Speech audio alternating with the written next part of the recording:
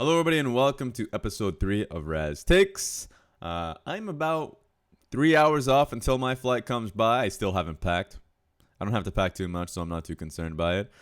Before I end up traveling to Korea, I'm going to be going alongside Jake, Hysterics, my play-by-play in the LPL, and joining the boys at the LCK over in Korea. It's going to be incredibly fun.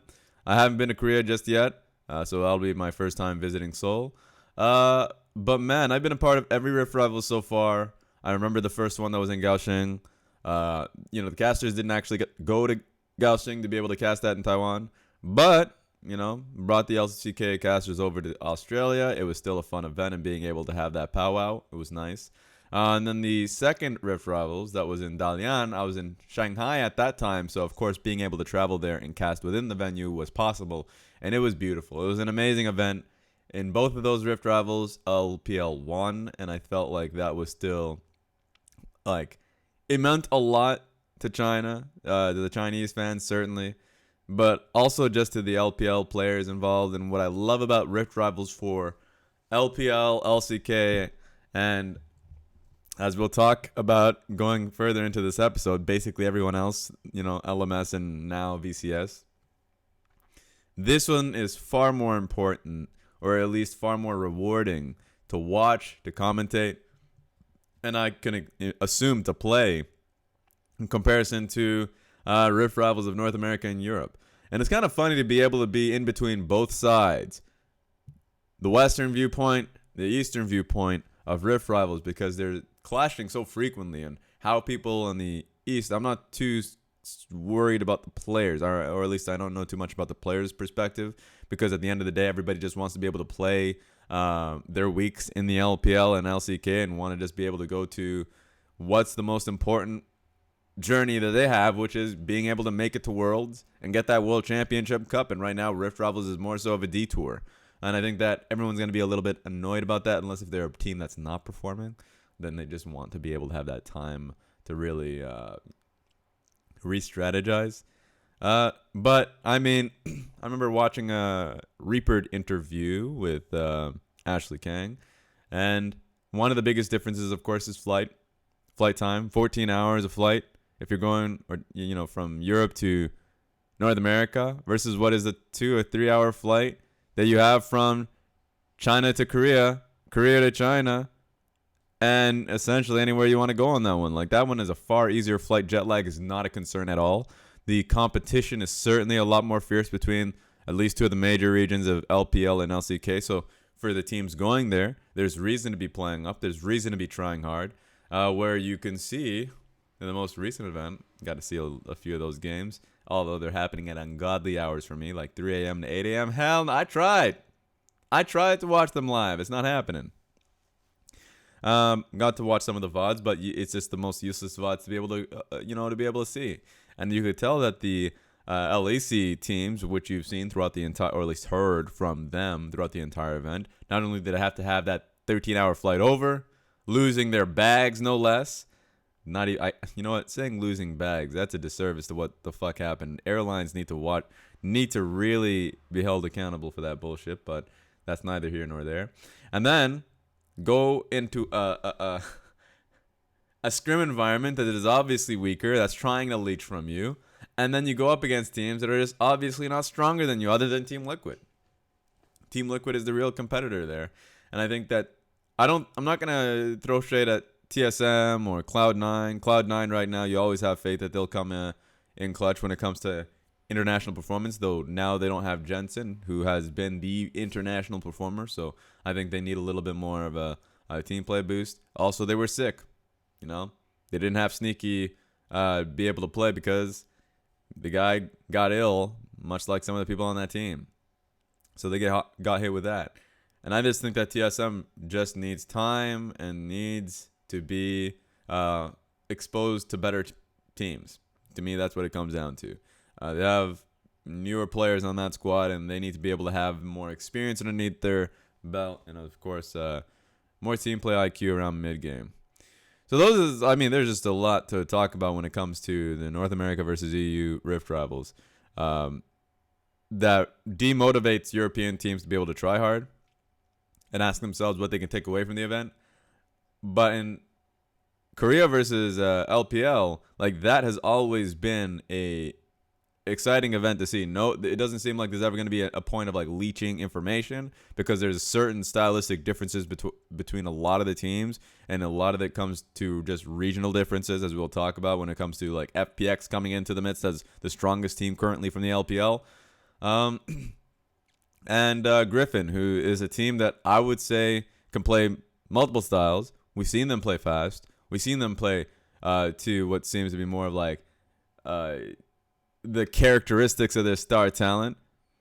But far more often, they like to play it slow and more disciplined and a longer game around Tarzan. And so, like, that is a big piece of discussion now where there can be a stylistic shift within the LCK top teams, but it's more so the teams underneath the 4 representative teams here. So that's going to be a discussion going on further. But my point is, Asian Rift Rivals is always going to be fun to watch. There's always more on the line when it comes to regional love and, if you've seen Twitch chat, hate, or general like any chat that revolves around the Korean versus the Chinese community. And I've looked at the LPL Twitch chat, English Twitch chat specifically, enough times to know that hate exists without even looking at the Weibo. So there's that competition that's involved just through the fans itself, but of course, the players that are able to get to the tournament. You haven't really seen much bonding amongst the coaching staffs and the players until Rift Rivals come around, where you really see them on the same room. A little bit of exchanging ideas, but more so just like just backing each other. Kind of like being able to obviously push each other, be happy for each other, just because you're playing under a similar goal. Anyways, that's why I'm excited for this one. This one's going to be good. So let's talk about the teams who are attending. Let's get right down to it. For the LPL, it's going to be Invictus Gaming as our Seed 1 team, JDG as our Seed 2 team, Seed 3 is going to be FPX, Fun Plus Phoenix, and Seed 4 is going to be Top Esports. LCK is going to have their Seed 1 team be SKT, Seed 2 is going to be Griffin, Seed 3 is going to be Kingzone, and then Seed 4 is going to be Damwon. And then for VCS/LMS, you're going to be having Flash Rolls as your Seed 1 team. The Dashing Buffaloes, yes, they changed their names. Going to be Seed 2. Seed 3 is going to be Mad Team from the LMS. And Seed 4 is going to be EVOS. So, let's get to it. First questions to everyone's mind. Is the LMS/VCS now more competitive because of this change? I'll say LMS because really the big change is the fact that LMS no longer has 2 teams coming in because they just were not competitive whatsoever. And I'll say, yeah, if we're talking about relatively speaking, they are now far more competitive. All you really needed to do was add Dashing Buffaloes to make that competitive. Meliodas and Palette really do a lot. And of course, go through that team, Big Coro. And I feel like, of course, they don't have Zeros anymore. It's a little bit of a sad point for the team is that they don't no longer have him. But Rezo's coming on the top side of the map, and he's been performing well. And it seems like it's still a similar style to that. So, yeah, you added Dashing Buffalo. You're going to be stronger, relatively speaking. But does that change anything? Hell no. Because it is a game of just, relative strengths and discussions. To me, if I look at this situation that we currently have ourselves in with LMS and VCS, I feel like the only team that's going to be picking up wins here is going to be the Dashing Buffaloes. Legitimately, the Dashing Buffaloes will be the only team right now of the 4 that are representing the LMS VCS is going to be the teams. Like, they're going up against JD, so that's a possibility. They're going up against Griffin, and that one is incredibly tough to say. Of course, I'm just going to say that Griffin should be winning out. But if there's going to be a chance here, it's going to be through Dashing Buffaloes, especially if we go into the semifinals and, we don't know who they're going up against. Suddenly they have a better chance. Let's say if they go up against, Oh God, yeah. Let's say SKT, and let's not make any grand assertions here, because the reality has got to be what it is. A lot of fans come into a lot of these discussions lying to themselves, saying that, oh yeah, SKT is going to be going to the national event, they're going to be fine, right? All I care about is these big names. Throw these big names on the screen, and I expect them to perform. But this reality is that they haven't been. So let's get into the core discussion for me, past that whole point of LMS and VCS and how they can perform in the day. Comes down to the questions that people have here. Like, who are the strongest teams? Who are the weakest teams at this event? And, of course, the end-up question is going to be who's the winner. For me, the strongest team at this event is going to be FPX.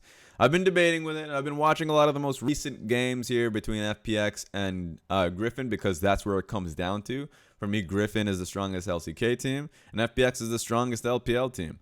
FPX are simply, at this very moment, the strongest team. When it comes down to the question of which team in the world is the best at being able to utilize draft, swap picks around, be unpredictable, people will a lot of the times allot that to G2. I allot that to FPX. Because FPX are willing to do legitimately anything in draft. Anything. Kennen mid. Because if they throw up a Kennen, a lot of the times, the rightly so, the assumption is going to be that Kennen goes top lane. That's not the case with this team. They're willing to throw Kennen mid. And although that one game that had happened resulted in a loss, it wasn't because of the picks. It was because of the execution around Dragon when they ended up going up against the Aatrox and then just got slaughtered. Off of just like a millisecond of, I'm just talking about a specific game, but they'll look back at that and they won't blame draft. They'll just simply blame internally how they executed one team fight. And that's what makes this team fun. Because if you end up asking yourself, like as a fan, I'm just going to go to what I feel like is the best game here that represents FPX. If I remember correctly, because I'm just going to talk about the scenario in which it happened. Because I may not find the game in and of itself, but they just pick what is strong matchups and they swap accordingly. I mean, that's just something that you were able to watch and just respect. I think it was this one's a tough one. It was a 3-game series. I wanted to be able to say that it was the LGD game. But man, I do not remember. I'll just talk about the instance because at the end of the day, it's not so much the team that they went up against. It was more so the gameplay that they were really showing me, which was they challenged you in lanes, got the winning matchup that they wanted in the solo lanes, and if you ended up swapping, great, they'll shove and swap. They'll shove and swap at all times, and if you continue to play that game, not only will they always have that CS advantage because they're shoving at this, they have a better matchup to be able to shove you in. You have smaller windows to be able to make that back, but when they end up rotating and they have a numbers advantage through mid, they'll look and pick a fight as soon as it presents itself. And that's more of a level up to what they showed to the LPL in Spring Split. In the Spring Split, they felt pretty linear and that it was just about Tien and Duanby to be able to get their 2v2s through mid, find themselves going on side lanes, either top or bot, because they play through 3 lanes. And they really force the enemy team's hand. They're always going to be at a position where they're, 4 seconds off of having even numbers in fights because, either teleport through mid is going to take some time, or the person simply rotating is a risk. Like, they either have to rotate through dangerous lines or take that long-ass road to be able to help their side lane. They're a really good team at playing through numbers advantage. And they're the most aggressive team at this very point until Invictus Gaming can finally play their 5-man roster. And much like when I was talking about IG last year being that team that in Spring Split should have made the finals and in Summer Split should have won those finals. I'm saying the same thing for FPX, where I felt like in Spring Split they should have been in the finals. The LPL final should have been FPX versus Invictus Gaming. That, to me, was an exciting one where I still had it for IG. But I thought it was going to be a much longer series, a much more arduous series to go through rather than the 3-0 stump that we saw with JDG versus Invictus Gaming. And I really do believe that styles make fights. So when I look at the current FPX, not only did they get better as a team, because time does heal and time does... for teams that are just newly formed in Spring Split, they were a great example of a team that really found more strategic depth, and the meta just continued to favor them. So for me, FPX is going to be that team that I look towards. And a lot of people will look towards Griffin and say, well, why not them? Like, aren't they the smarter team?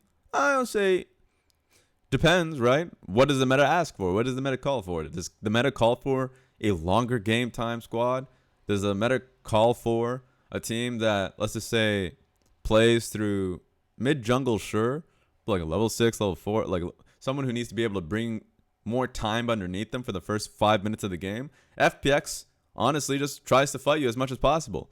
When Doumbé picks a losing lane, he doesn't pick it because he wants to be able to scale up. No. A lot of the times, like for instance, the Nautilus picks that he's been going for, he's setting up for pretty hectic ganks. Ganks that he 100% is calling for. They end up going through. And then they always look to see what they can convert. I think they're one of the smartest teams at being able to get the most out of the ganks that they do end up finding of themselves. So I know in the last episode, coming into this discussion, I was a little bit dry, cold on LPL's strength coming into this. But I was pretty sold when a few teams came back up. So now that we're getting off that discussion about who's the strongest between FPX and Griffin, we're going to be finding that out soon enough. Even though Griffin is a C2 team and FPX is a C3 team, I know that they're going to be facing off against each other. It's going to happen. In the finals, it's going to happen. We're going to find that moment. And if we get denied that, I will just... There's just no purpose. It's just, there's no purpose to anything. That would be a damn shame if we didn't get FPX versus Griffin. And who's to say that it will happen in Worlds, right? Because Griffin is a team that you can never trust when it gets to that moment. I'm talking about a finals moment. I'm talking about being able to be put into the whole gauntlet. Now, of course, if they find themselves in the finals again, they're getting through circuit points no matter what. But I always throw it up in the air and, let's see what happens. I'm not going to say it's guaranteed. But I'm pretty...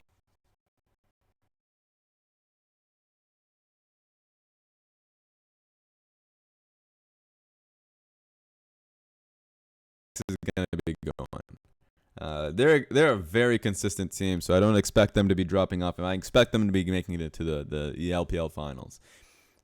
So, with that all being said, now a lot of people will be asking, then who's the weakest team? And I'm not even going to... Okay, I'll entertain the idea of LMS and VCS. I'll say the weakest team is going to be EVOS and... Let me look back. I forgot the name a little bit. Mad team. I think they won't pick up a single game win. I don't think they'll... Wait. Yeah. I don't think they'll beat, like for Mad, they won't beat FPX. They won't beat Kingzone Dragon X. That won't happen. EVOS won't beat Top Esports or Dumb One. And then I don't see them beating anyone else. I don't see that possibility. Mad team... Like right now, the two LMS teams that are coming into this event are awful. Mad team's finding some wins. Like Flash Rolls haven't found a single series win right now. They look like balls. They don't look good whatsoever. It's far harsher for them because for a lot of the MSI representatives that ended up going, like they had that 1 week, they were like 1 week break. What are we gonna be doing? Not for the LMS team. They didn't even get to go back home to play. They had a far longer time off. They have no excuse. None. Right now, they are 1-5.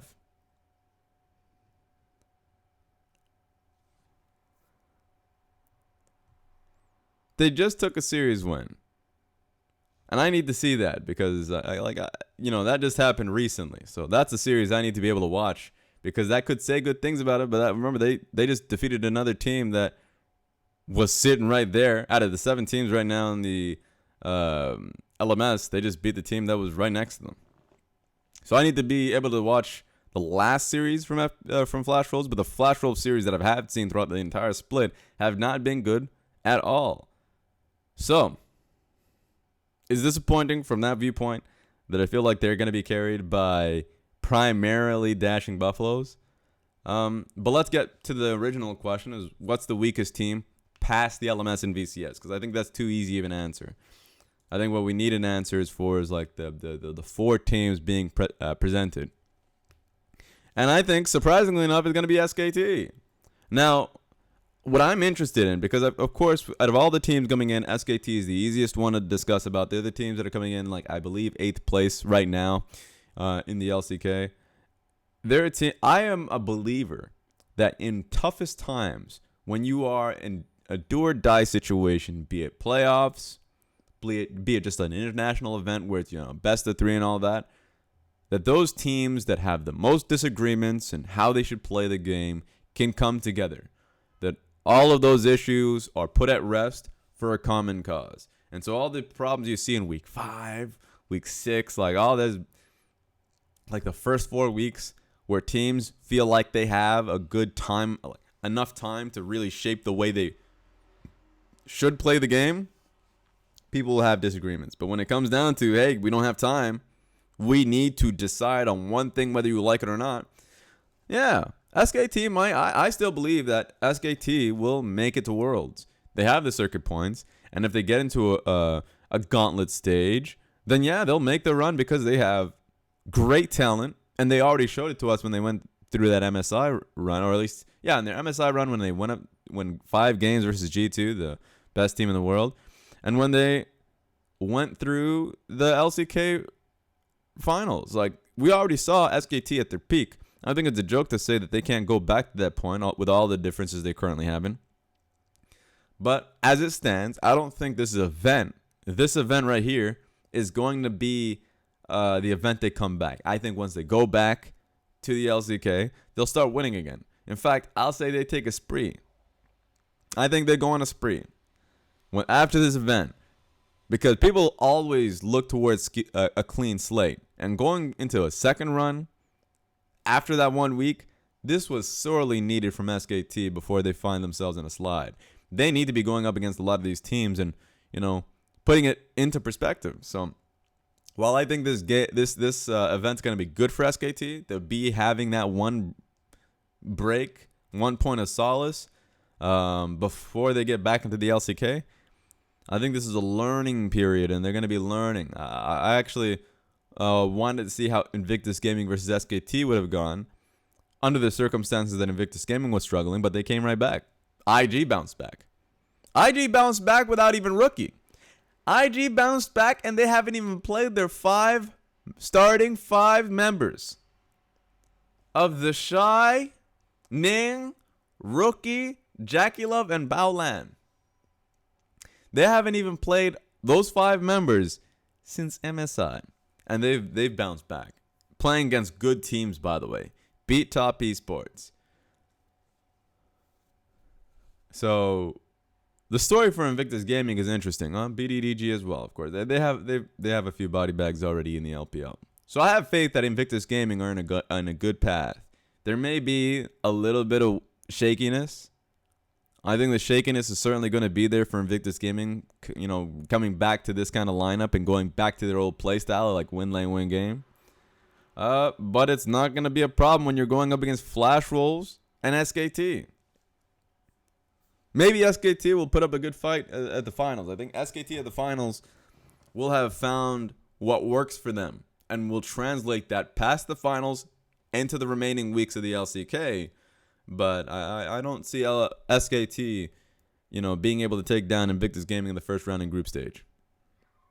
LPL should, in my eyes, just based off of FPX versus Kingzone, IG versus T1.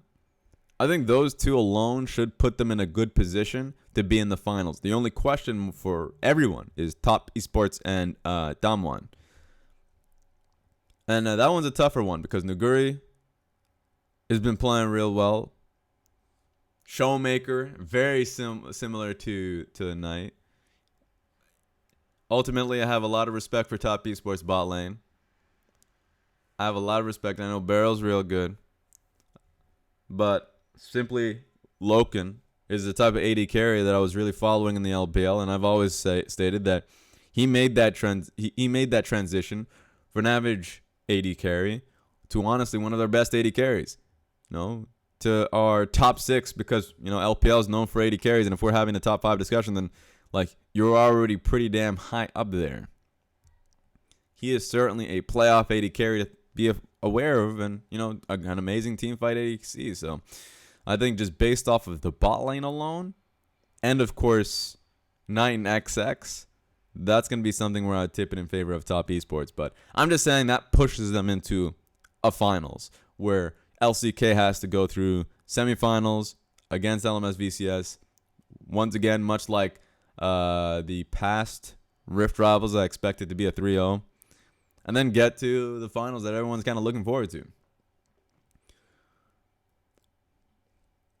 And this is where it gets tough, because I already said my piece, and you probably already know where I'm going with this. That I'm thinking that LPL is going to win the event. But just last video, I said that LCK is going to win the event.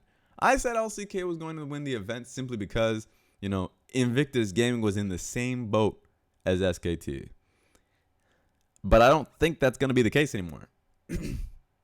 I think Invictus Gaming, not only did they show in the last few weeks of the LPL that they weren't even perturbed by the fact that, Forge was playing mid, and they made it competitive. It felt competitive when they went up against JDG, and they didn't even have the Shy playing in the top lane. That gave me a lot of faith in the team. So if I'm looking at Invictus Gaming playing well, JDG on a streak, 3 series win streak against pretty damn good teams, FPX and Top Esports, who I thought would have to carry the 2 other teams. Recency gives this one. Recency bias certainly gives this one to LPL. So that's where my eyes go to. And I want to see the styles that I'm referring to. If we're talking about styles making fights, then I want to be able to see, the style of FPX go up against SKT and Griffin. And I want to hear about the stories of like the young talents that are ultimately going to take over the world.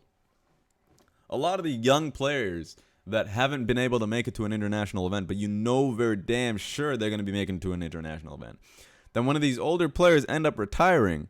Like, let's say Faker ends up retiring. The hell do we believe the Faker's going to go on for 3 years now? I'm talking about when these players make their money, move on. Who is the game going to be turning to? Who are we going to be looking at players and like saying, okay, for instance, when Insect moved on for other reasons, playing poorly.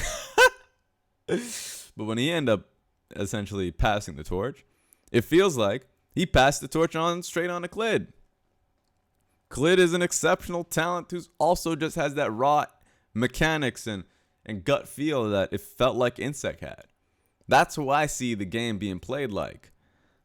And if I'm looking about those all-star mid laners, heavy mechanics, if you think about the time that, Faker initially debuted, I think about where Knight, Showmaker, Chovy, those type of mid laners coming through. And so this to me is one of the most exciting events I've been wanting to look forward to for a long time.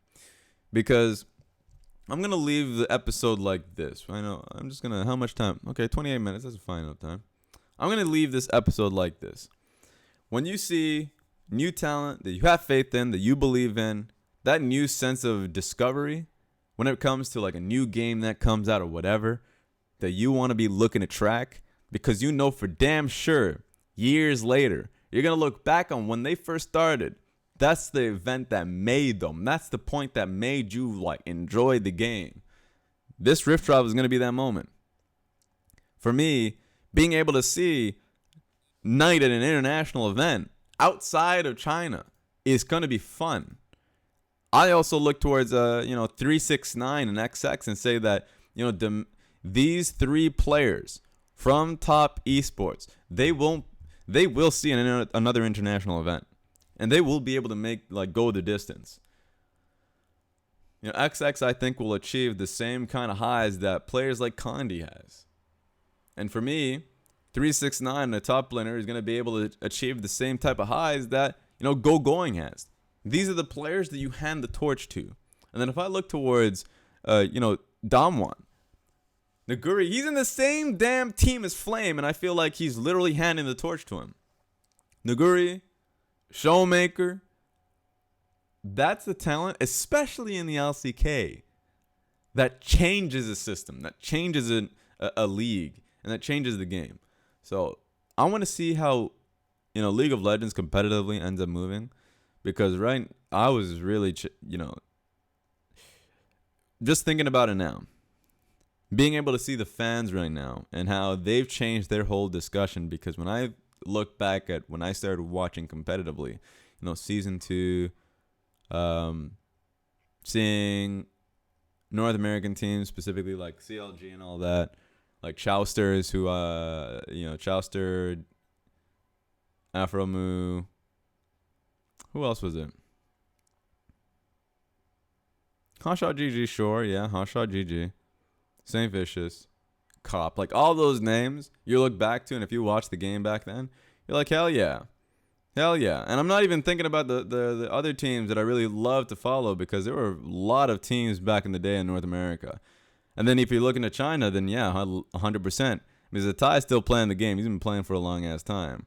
But when I was initially loving LPL, you watch the Thai, the young kid that was hitting up with every new champion. He was essentially a jack of all trades, being able to pick up a champion when it first comes out, not necessarily master it. So that's why whenever Messiah comes out, or someone else in the another LPL mid lane comes out with a pick, after some time on it, they look a little bit better than Zatai. But those are the type of players that you cling on to and you remember. And it feels like for a lot of the new fans of League of Legends that are going to be coming into it, these are the names that they're going to be kind of looking back on. They won't necessarily recall the old type of players that we did, but they'll certainly recall players like Nuguri. I'll even say Duembi, because I think Duembi still hasn't had that kind of international fame. Of course, he's went off to an IEM, but that doesn't mean too much these days. So I just want to leave the episode off like that, because I feel like this is going to be one of those events that you 100% look back on, see all these like big names, most talented players, young guys clash, and say, this is what started it all.